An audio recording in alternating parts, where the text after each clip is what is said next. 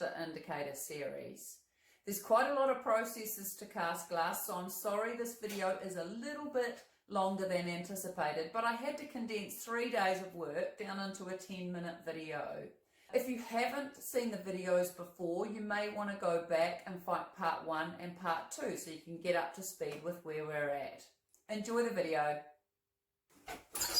It's been a week since the kiln was closed up. I'm super stoked with that firing. I've sped this part of the video up double time for you.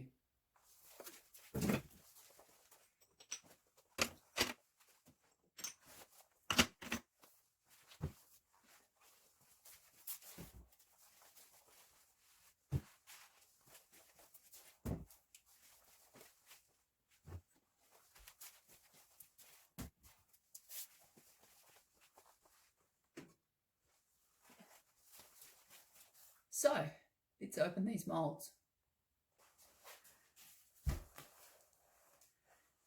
This is the green one, I think. I'm looking forward to opening this one up.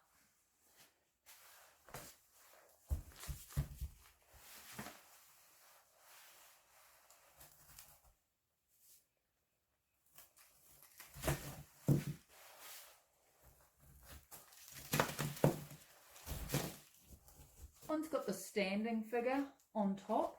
It means I just got to be a little bit extra careful with it when I'm opening it up, because it's going from very thin glass to thicker glass.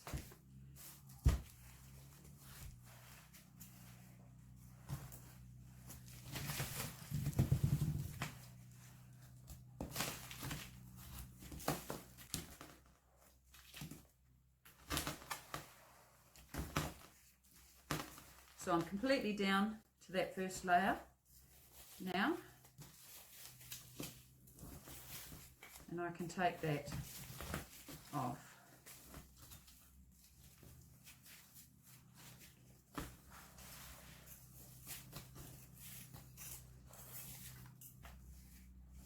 Okay, and I'll just gently take that plaster off the figure.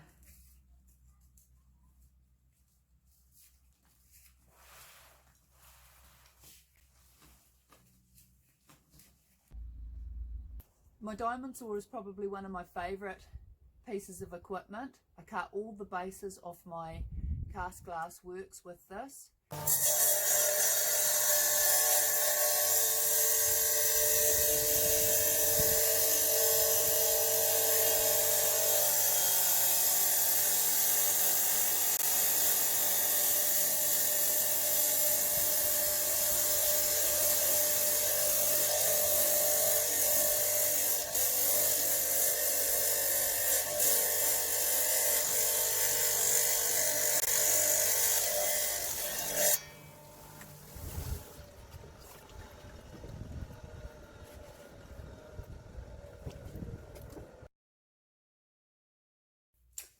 I've got a whole bunch of diamond pads here, and they go from coarse to fine, just as you would with normal sandpaper with wood. So I start off with a coarse diamond, taking the rough areas off the casting. This is basically where I'm going to do my shaping, and then I'll move down through the diamonds till I get to these micro finishing 3M much finer pads here. I've still got 5 of those to go through, and what I'm using here is a wet angle grinder, so the water gets fed through here as I'm working to prevent scratching. It's a fantastic tool. I've got to use this outside because there's a lot of water goes everywhere.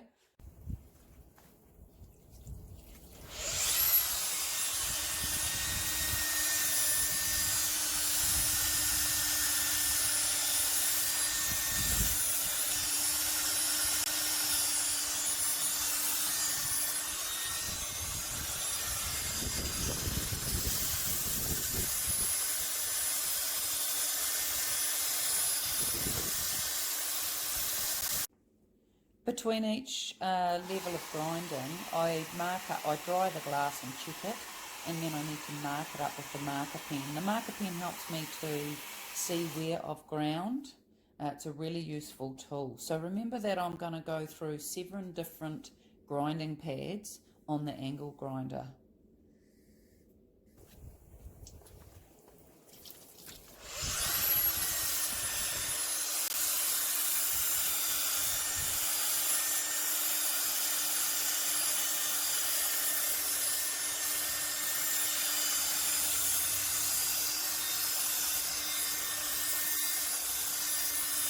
I need to check the grinding that I did yesterday outside with the wet angle grinder.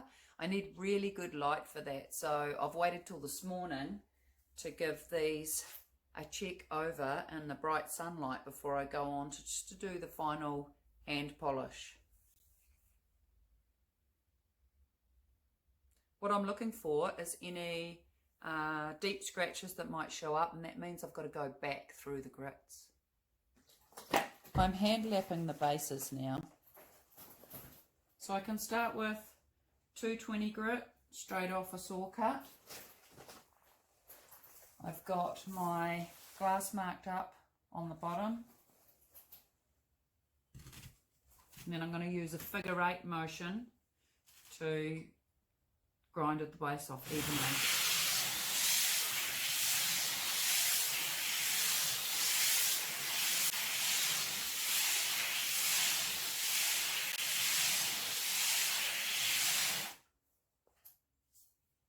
So the pen is showing me I've got a little bit more to do.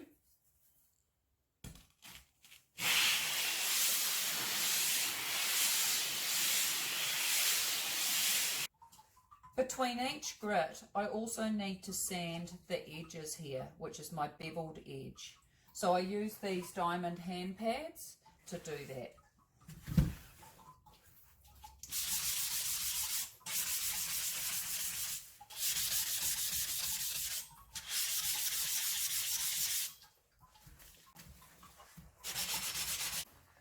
This is the final grit on the bottom. This is the 600, and you'll notice quite a sound difference because it's really quite fine.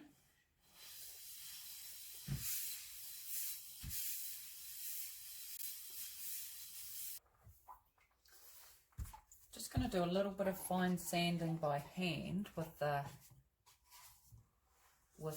fine grit, the 600, just to bring up the shininess around the figure, because it's quite hard for me to work up to that with the angle grinder. I'll use the wet belt sander with a felt belt on it to polish the bases of the indicators.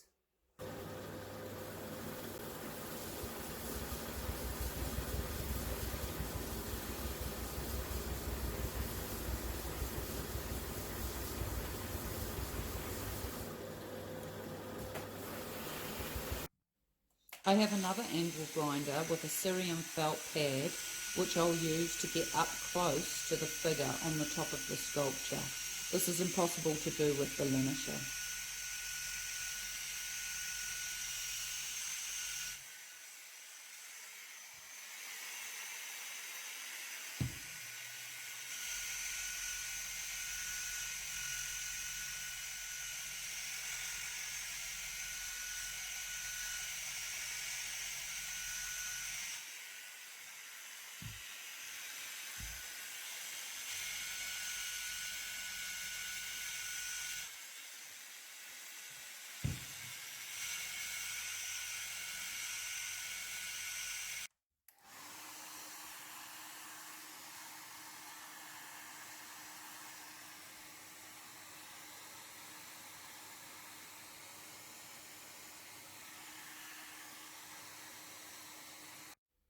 The indicator series are available to purchase direct from my studio in Cambridge, New Zealand.